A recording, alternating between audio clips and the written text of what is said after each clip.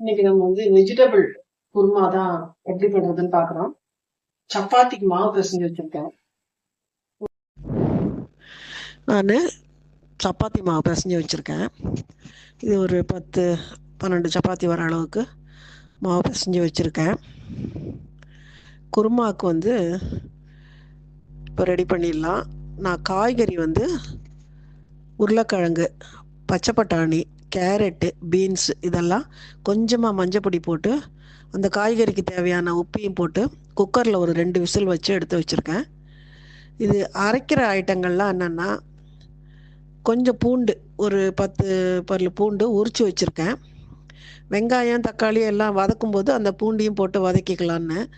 இஞ்சி பூண்டு விழுது போட போகிறோம். அது தவிர இப்போ நம்ம கிரேவியாக அரைச்சிக்கிறதுக்கு ஒரு 5 பச்சை மிளகா வச்சுருக்கேன். கொஞ்சமாக தேங்காய், 1 ஸ்பூன் அளவுக்கு கசகசா அரைக்கிறதுக்கு. இதை அரைச்சி நல்லா விழுதா முதல்ல எடுத்துக்கலாம். 1 ஸ்பூன் கசகசா, தேங்காய் எல்லாம் அரைச்சி எடுத்துக்கலாம். இப்போ நான் இலுப்பு சட்டியில் எண்ணெய் வச்சுருக்கேன். ஒரு 2 டேபிள் ஸ்பூன் வச்சுருக்கேன். இன்னும் கொஞ்சம் எண்ணெய் கொஞ்சம் கூட தான் ஆகும். ஒரு பிரிஞ்சி இலை, கொஞ்சமாக சோம்பு, 1 ஸ்பூன் அளவுக்கு சோம்பு. இப்போ அதை அரைச்சி வச்ச விழுது வெங்காயம் எல்லாம் வதக்கிட்டு அதில் கொட்டிக்கலாம். கருவேப்பிலை போட்டுருக்கேன். பூண்டை போட்டுக்கிறேன். அதில் பூண்டு நல்லா தோல் உரித்து எடுத்து வச்சுருக்கிறது. வெங்காயம் போட்டுக்கிறேன். இதை நல்லா வதங்கின உடனே இஞ்சி பூண்டு பேஸ்ட்டு கொஞ்சம் போட்டுண்டு அதுவும் கொஞ்சம் பச்சை வாசனை போக வதக்கினதுக்கப்புறமா தக்காளி இதெல்லாம் போட்டு அதுக்கப்புறமா அதை அரைச்ச விழுதை கொட்டிக்கலாம். இது பாருங்கள், இஞ்சி பூண்டு பேஸ்ட்டு 1 ஸ்பூனுக்கும் கம்மியாக தான் போடுறேன். அந்த காய்க்கு ஏற்ற மாதிரி ரொம்ப ஜாஸ்தி மசாலா வாசனை வேண்டாங்கிறதுனால நான் எல்லாமே கொஞ்சம் கம்மியாக தான் போட்டிருக்கேன். இது கொஞ்சம் நல்லா வதங்கட்டும். ரொம்ப செவக்க வதங்கணும்னு இல்லை, கொஞ்சம் அந்த எண்ணெயில எல்லாம் வதங்கட்டும். இப்போ தக்காளி போட்டுடலாம். நான் அந்த வெங்காயம் அளவுக்கு தக்காளி கொஞ்சம் நறுக்கி வச்சுட்டுருக்கேன். கூடவே தான் தக்காளி நறுக்கின்னு இருக்கேன். கொஞ்சம் மஞ்சப்பொடி போட்டுக்கிறேன். இந்த வதக்குறோம் இல்லையா, இதுக்கு தேவையான அளவுக்கு கொஞ்சமாக மஞ்சப்பொடி போட்டுக்கிறேன்.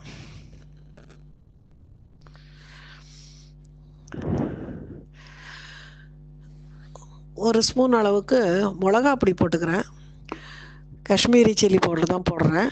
கலருக்காக நான் போடுறேன். அது கூட காரம் தேவையில்லை, கலருக்காக தான் போடுறேன். காரத்துக்கு நம்ம பச்சை மிளகா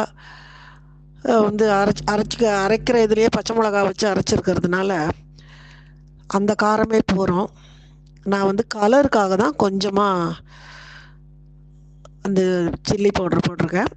அது வேண்டாம், வெள்ளையாகவே இருக்கட்டும் குருமா அப்படின்னு நினைக்கிறவாளுக்கு அந்த காரத்தை அந்த பொடி அவாய்ட் பண்ணிடலாம். சில்லி பவுடர் போட வேண்டாம். நான் கொஞ்சம் ரெட் கலராக இருக்கட்டும் என்னட்டு கொஞ்சம் போட்டிருக்கேன். இப்போ இது நல்லா வதங்கிடுத்து. இப்போ அந்த பேஸ்ட்டை இதில் கொட்டிக்கலாம். அரைச்ச விழுதை அதில் சேர்த்துக்கிறேன். கொஞ்சம் தண்ணி ஊற்றி அதில் ஊற்றிக்கலாம். நம்ம அந்த காய்கறி வேக வச்சதே கொஞ்சம் தண்ணியாக தான் இருக்குது. அந்த காய்கறி தண்ணியை நான் கொட்டாமல் அதையே நான் மிக்ஸி ஜாரை அலம்பி அதையே ஊற்றிடுறேன். தண்ணியாக இருந்தாலும் நல்லா தான் இருக்கும். சப்பாத்திக்குங்கிறதுனால நான் கொஞ்சம் தண்ணியாக இருக்கட்டும்னுட்டு தான் நான் காய்கறியில் கொஞ்சம் கூட தான் தண்ணி வச்சு வேக வச்சேன்.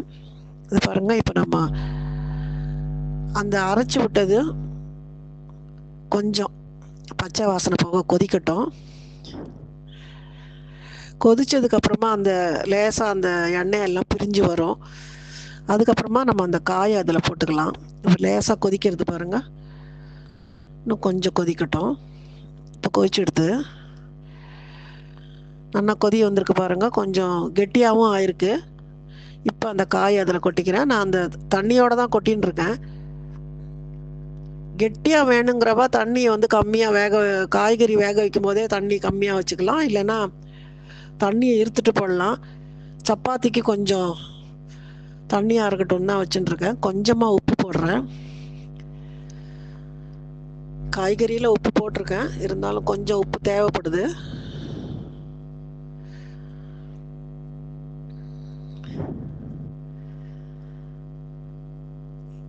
இப்போ கொஞ்சம் கொதிச்சா போகிறோம். ஒரு 2 நிமிஷம் இது எல்லாமே சேர்ந்து கொதிக்கட்டும். அரைச்சி விட்டது, அந்த காய்கறி எல்லாம் சேர்ந்து கொதிக்கட்டும்.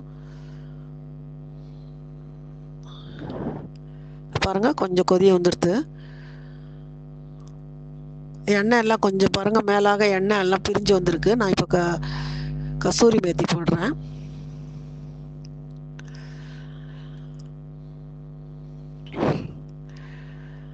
கொதிச்சு எடுத்து அடுப்பு அணைச்சிடலாம். மூடி வச்சிடுறேன். சப்பாத்தி ஒன்றே ஒன்று இட்டு காமிக்கிறேன். நான் மடித்து தான் இடுறேன் சப்பாத்தி.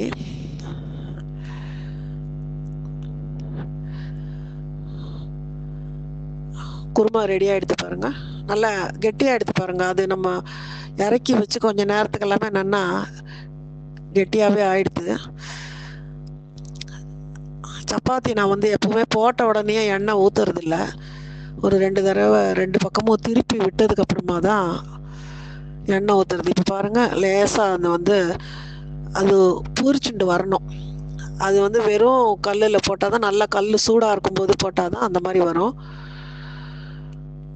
தெரியறதா? பூரிச்சுண்டு வருது பாருங்க. இனிமேல் கொஞ்சம் எண்ணெய் ஊற்றலாம்.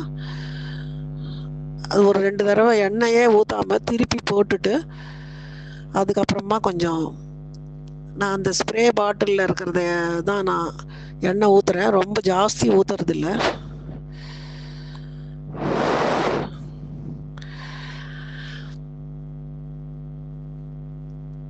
நல்லா உப்பிண்டு வந்திருக்கு பாருங்க.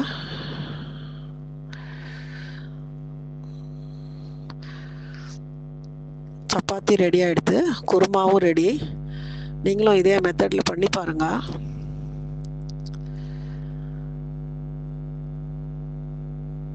ரெடி ஆகிடுது.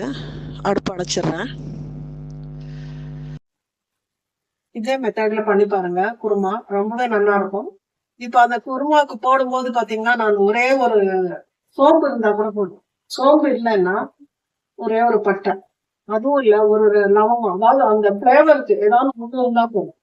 அரைச்சி விடும்போது நம்ம கசகசா இல்ல, கசகசாவே இல்லாட்டி கூட கசகசா கிடைக்காத ஊர்கள் இருக்கும் இல்லையா, அங்க வந்து சோம்பு பச்சை மிளகாய் தேங்காய் அதை அரைச்சி விட்டா போதும். காய்ச்சி கொட்டும் போது ஏதாவது ஒண்ணு இருந்ததுன்னா கூட போதும். ஏதோ பூந்தி இலை இல்ல வந்து அதுவும் இல்ல, அது கிடைக்காத ஊர்கள் சில பேர் இருக்கும் இல்லையா, அதனால சொல்றேன். இதே மாதிரி நீங்க மெத்தட்ல பண்ணி பார்த்துட்டு எனக்கு கமெண்ட் பண்ணுங்க. அடுத்த வீடியோல பாக்கலாம்.